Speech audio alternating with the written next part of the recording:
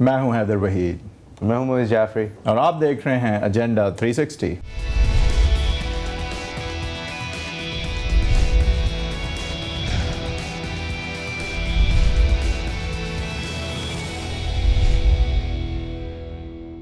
Welcome to agenda 360۔ اگلا ہفتہ جو کہ کافی انٹرسٹنگ رہے گا، سپریم کورٹ کے حوالے سے، پارلیمان کے حوالے سے۔ پارلیمنٹ کے اندر اس پچھلے ہفتے کے اختتام پر ایک ریزولوشن پاس کیا گیا جس کو ڈائلیوٹ کرنے کے بعد اس کے اندر سے صدر کی اور پرائم منسٹر کی تعریف اور ان کے اندر اعتماد کے الفاظ نکال کر ان کے اوپر ان کو ایک جنرلائز ٹرم کے اندر لے کر سیاسی قائدین میں شامل کر تمام سیاسی قائدین کی حمایت کے حوالے سے ایک ریزولوشن پاس کیا گیا، جس کا افیکٹ اور ضرورت جو ہے پھر ڈیبیٹیبل رہ جاتی ہے۔ اور اس کے علاوہ میمو گیٹ کی کمیشن کی ہیئرنگ ہوگی، اس کے اندر منصور اجاز صاحب کا آنا یا نہ آنا، یا پھر سال 2012 ہونے کا فائدہ اٹھاتے ہوئے ویڈیو لنک سے شاید رابطہ کر لینا، یا پھر ان ٹیکنالوجی کو یوز کرتے ہوئے ہماری دھرتی پہ بوجھ بنے بغیر، ہمارے سیکیورٹی گارڈز یوز کیے بغیر ہی اپنا حلفیہ بیان دے دینا، اس سب کچھ کے حوالے سے ہم آج بات کریں گے۔ ہمارے ساتھ ہیں محمد مالک صاحب، ایڈیٹر دا نیوز اسلام آباد، کرٹیکل انالیسس رکھتے ہیں، کرٹیکل ویو رکھتے ہیں ہماری حکومت کی اور اس تمام جو میمو کی صورتحال ہے اس کے اوپر سے اگر شروع کریں۔ مالک صاحب، thank you very much for joining اس سر۔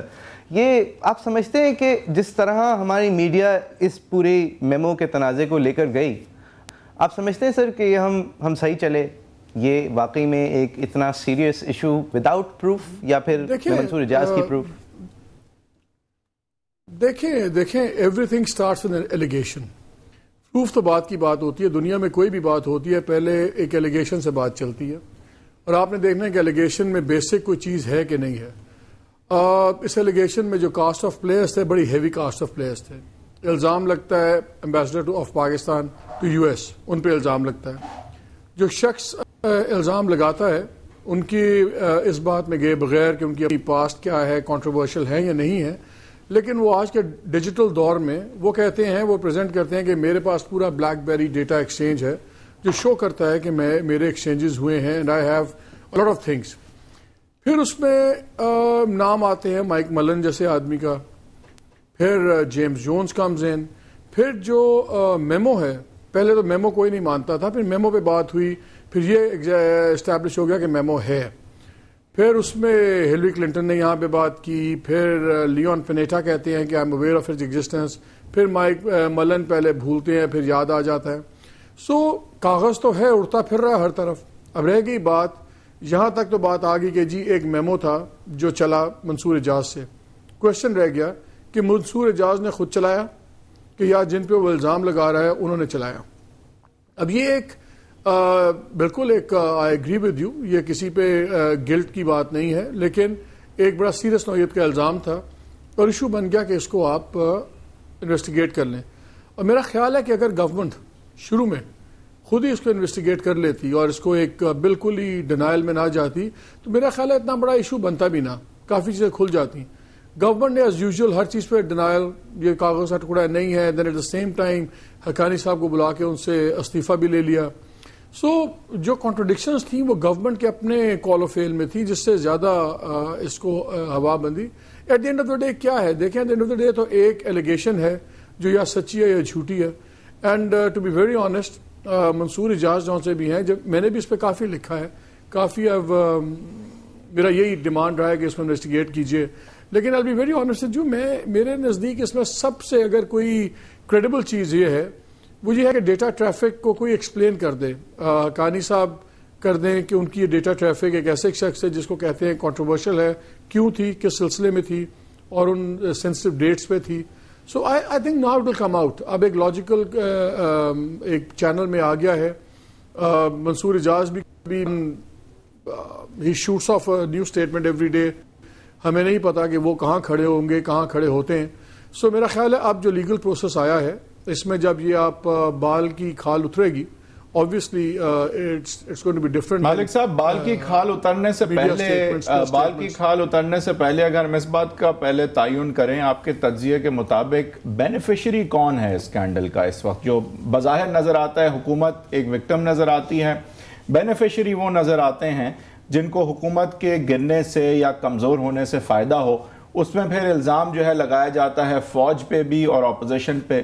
اپوزیشن کا تو ایکسس کچھ ہے نہیں کہ وہ اس طرح کی چیز مینوفیکچر کر پاتے پروبیبلی۔ فوج کے حوالے سے بھی کوئی لنک تو کہیں دور دور نظر نہیں آیا۔ ٹھیک ہے ایک موٹیو ضرور ہو سکتا ہے. تو اگر ہم بینیفیشریز کی بات کریں تو آپ کا کیا تجزیہ ہے کہ who has stood to gain from this and who has obviously lost or losing? I don't know about who stood to gain really. I think everybody is losing out. The country is losing out. Haqqani Sahab has already lost his job. The country is losing out. ایک confusion ہو گیا. لیکن میں آپ کو بتاؤں اس میں یہ جو ایک کہ اس کو سول ملٹری ریلیشنز کے تناظر میں دیکھا جائے, I don't buy that. I'll be very honest with you. ایک بہت بڑی کیمپین چلی ہے پاکستان میں, بہت پیسہ بھی چلا ہے. انفارچونیٹلی اب کیا بندہ نام لے, کیا نہیں لے سکتے ہم. We might live in a dog eat dog world, but we do not like to behave like dogs. بہت پیسہ لگا ہے اور جس میں اس ڈبیٹ کو اس طرح پھیلا دیا گیا کہ ایز اف جو لوگ اس بات کو پروپیگیٹ کرتے رہے کہ اس کو آپ انویسٹیگیٹ کریں تو یہ ٹریس کریں پھر یہ پیسہ کس نے لگایا, یہ پیسہ کس نے لگایا sir. We have to trace that to know what you know who benefits. کہ یہ پیسہ آپ کہہ رہے ہیں اس پہ بہت لگا ہے. میں ادھر آ رہا ہوں. دیکھیں جو پیسہ لگا پیسہ فرینکلی لگا ہے from treasury and their supporters for the simple reason کہ اس کو ایک ایسی بحث بنا دی جائے کہ شاید جو لوگ کہتے ہیں انویسٹیگیشن ہو اور سچ سامنے آئے ان کو آپ اس طرح پینٹ کر دیں کہ شاید وہ ISI یا گورنمنٹ ISI یا فوج کے ایجنٹ ہیں. مالک صاحب ٹھیک سر, مجھے ایک سوال ہے, مجھے ایک سوال, سوری سر آپ کی بات کاٹ رہا ہوں, مجھے ایک بات بتائیں. ایک تھرڈ ورلڈ کنٹری جس کے اندر ایک انسٹیٹیوشن ہے جو کسی سے ہینڈل نہیں ہوتا اور ان کے کرٹکس کے حوالے سے وہ سمجھتے ہیں کہ انسٹیٹیوشن اپنے آپ کو بھی ہینڈل نہیں کر سکتا, اور ایک ایسا موقع آتا ہے کہ جب اس انسٹیٹیوشن کی ویکنیس ایکسپوز ہو جاتی ہے. 5 سال سے ایک دنیا کا سب سے بڑا دہشت گرد ایک گھر میں رہ رہا ہوتا ہے 3 بیگمات کے ساتھ اور کوئی 1 درجن بھر بچے اور کافی سارے بکرے اور مرغیاں and everything, and we don't know how he got there or why he's living there and why he's so close to Kakul as he was. سر اس کے بعد اگر ایک انڈر ہینڈیڈ طریقے سے ایک person of may be not the best amount of credibility and ideology اگر وہ ایک چیز کوشش کرتے بھی ہیں اور یہ میمو حقیقت بھی ہے, سر آپ مجھے بتائیں as a journalist and as someone who has read a lot, آپ مجھے بتائیے کہ ایک تھرڈ ورلڈ ملک ایسے انسٹیٹیوشن کے ساتھ کرے, اس کا ایگزیکٹو کرے تو کیا کرے؟ دیکھیں میں اس پہ بڑا کلیئر ہوں. اس ملک میں نہ تو ٹالرنس ہے کسی کے لیے کہ کوئی ملٹری انکرجن ہو یا کوئی ایڈونچرزم ہو, کسی کی ٹالرنس نہیں ہے. آپ کی نہیں ہے, میری نہیں ہے. جوڈیشری نے اپنے ڈیسیژنز کر کے اپنے فیصلے ایسے دے دیے ہیں کہ جوڈیشری نے بھی اپنے لیے دروازے بند کر لیے. وہ چاہیں بھی تو کل کو کوئی کسی کا کنڈون نہیں کر سکتا. سول سوسائٹی جو سی ہے بڑی ایکٹیو ہو گئی, اور میرا خیال ہے جو آج سب سے بڑا جو ایک بلوک کہہ لیں یا آپ کہہ لیں ڈسکریجمنٹ ہے کسی بھی فوج کے لیے پاکستان میں, وہ ایک بہت ہی بلیجرنٹ میڈیا ہے اور ایک بڑی ہی ایک ہائی ماڈل گراؤنڈ پہ کھڑی ہوئی جوڈیشری ہے. یہ امریکہ سے یا کوئی سعودی عربیہ سے یا کوئی فرانس کے ڈر سے فوج نہیں رکتی ہے معاشرہ لگانے سے. یہ ڈومیسٹک ریالٹیز ہیں, ڈومیسٹک نیو چینج لینڈسکیپ ہے. تو میرا نہیں خیال کہ آج فوج اگر چاہے تو کل وہ اٹھ کے آ سکتی ہے یا اس کو آنا کوئی اتنا شوق چڑھا ہوگا. مالک صاحب معذرت پھر خطا کرانے کی اٹھ کے آنے کی ہم بات نہیں کر رہے. میں سوال آپ سے کر رہا ہوں کہ اٹھ کے آنے کے علاوہ سر فوج جب مطلب وارنٹ آف پریزیڈنٹ میں نمبر 12-13 سے آگے میں وہیں آ رہا ہوں. دیکھیں میں جب ہم تھرڈ ورلڈ میں دیکھیں میں وہیں آ رہا ہوں. میں وہی بات کر رہا تھا. ایشو کیا ہے, فوج کی طاقت کیا ہوتی ہے یا ہماری ویکنس کیا ہوتی ہے. آپ ہمیشہ فوج کے پاس ٹینک بھی ہوگا, بندوق بھی ہوگی, ملٹری مسل ہوگا, وہ آپ کو مجھے آئے گی 2 جیپوں میں اٹھا کے لے جائے گی. How do you stop it? آپ اس کو سویلینز روکتے ہیں مورل سپیریورٹی سے, جو آپ کی مورل ہائی گراؤنڈ ہوتی ہے. اگر سویلین گورنمنٹ ہے اور وہ گورنمنٹ فوجی گورنمنٹ سے کم کرپٹ ہے, وہ اگر سویلین گورنمنٹ ہے جو فوجی گورنمنٹس نہیں ہیں ان سے زیادہ کمپٹنٹ ہے, تو پھر کسی جرنیل میں کسی فوجی میں آپ پہ ہاتھ ڈالنے کی ہمت ہی نہیں ہوتی. اگر آپ اپنی تاریخ بھی اٹھا لیں تو اب یہ دیکھیے کہ جب بھی فوج آئی یا جو پولیٹیشین تھا وہ جینوئنلی پرائم منسٹر یا پریزیڈنٹ جینوئنلی ان پاپولر تھا, یا پہلے ایسی فضا بنائی گئی کہ وہ ان پاپولر ہوا. لیکن کوئی chief of the army staff Pakistan کی ہسٹری میں, دور کیا جانا اپنی بات کرتے ہیں, nobody had the guts and nobody has the guts کہ آپ ایک پاپولر پرائم منسٹر کو ہاتھ ڈالیں.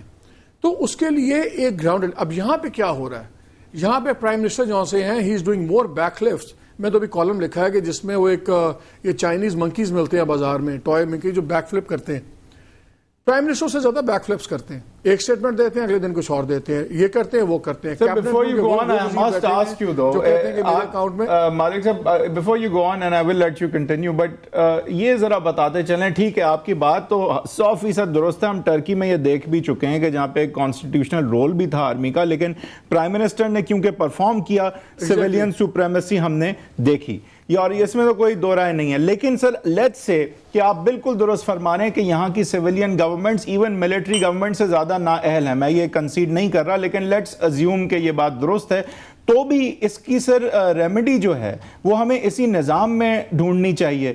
لیکن جو ہمارے عوام ہیں اور جو ان میں شعور کی اس وقت کم سے کم جو حد ہے, وہ اس طرح نہیں زیادہ سوچتے کہ ہم اسی نظام میں ایک وہ کہتے ہیں بھئی یہ اچھا یہ برا ہے, مشرف اگر بہتر تھا زرداری سے تو پھر کیانی بھی شاید زرداری سے بہتر ہو. اس طرح کی سوچ جو ہے زیادہ تر عوام میں نظر آتی ہے. لیکن ایکچولی اس کا جواب تو یہی ہے کہ اگر یہ حکومت اچھی نہیں ہے تو نظام میں رہتے ہوئے اس کو بدلا جائے. دیکھیں آپ اور میں کہتے ہیں you have to understand the common man. آپ بھی ایک اچھی جگہ نوکری کر رہے ہیں, میں بھی اچھی جگہ نوکری کر رہا ہوں, ہمارے گھر بھی ٹھیک چل رہے ہیں, ہمارا we can afford to be more generous. پچھلے 4 سال میں 3.5 کروڑ سے زیادہ لوگ اور سطح غربت میں چلے گئے, کے نیچے چلے گئے.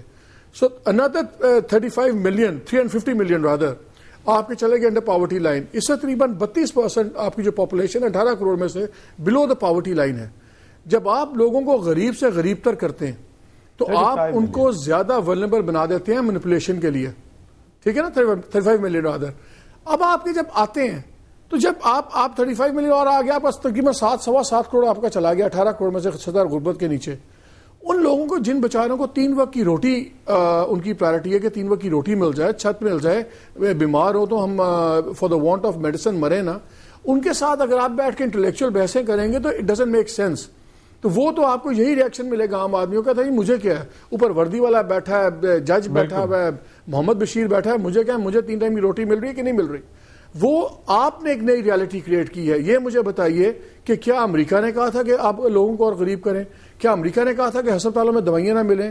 کہ آپ جو سے ہیں کہ آپ کے کیبنٹ میں وہ وزیر رکھیں کہ جن کے اکاؤنٹ میں 4 کروڑ جمع ہو جاتا ہے, وہ کہتے ہیں مجھے پتہ ہی نہیں میرے کس نے 4 کروڑ جمع کیا ہے, اور اس میں سے باقی 2 کروڑ اپنا قرضہ اتارتے ہیں. As an opinion maker, as you are, as an opinion maker which you clearly are, ٹھیک ہے آپ کی بات عوام کے حوالے سے تو میں مانتا ہوں, میں نہیں بلکہ یہ کہا تھا, لیکن as an opinion maker do you believe that the remedy for this is not کہ کوئی انٹرونشن ہو یا کوئی اور manufactured establishment manufactured change who even with in the system, but in fact کہ سسٹم میں رہتے ہوئے ایک ڈیموکریٹک چینج ہو؟